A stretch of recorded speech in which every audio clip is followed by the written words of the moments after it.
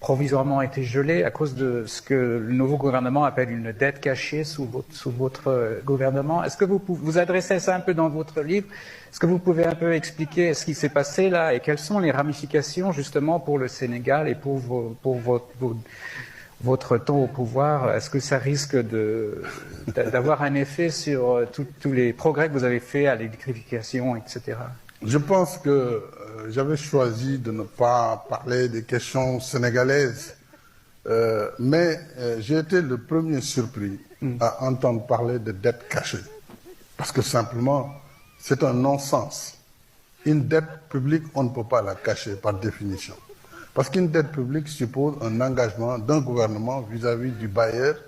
C'est une convention financière qui est d'abord autorisée, du moins un avis de la Cour suprême est requis pour chaque convention de dette internationale.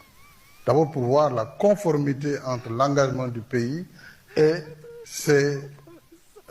par rapport à cette convention. Est-ce que cette convention de dette correspond à notre engagement international, à notre constitution, etc., etc. Ensuite, la dette extérieure, elle est libellée en devises.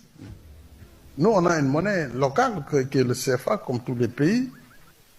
Donc cette dette en devise, quand elle vient soit du multilatéral ou du bilatéral, elle passe par la Banque centrale, qui est une banque centrale des États de l'Afrique de l'Ouest, qui regroupe 8 pays.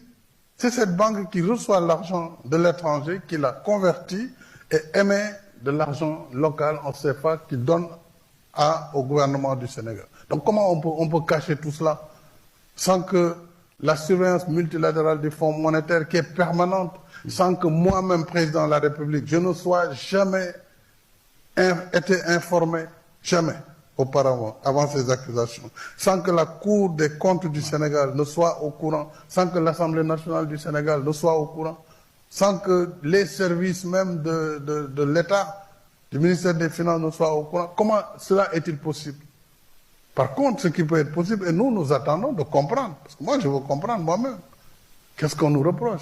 Est-ce qu'on me reproche, moi, Macky Sall, président du Sénégal, qui a multiplié par N l'accélération de l'électrification du Sénégal, qui a multiplié le développement des infrastructures, qui a donné au Sénégal des infrastructures qu'il n'a jamais eues, jamais connues, dans un pas de temps restreint?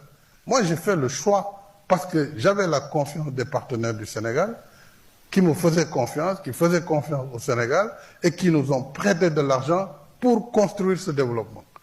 J'ai mis un train express à écartement standard, un système de transport multimodal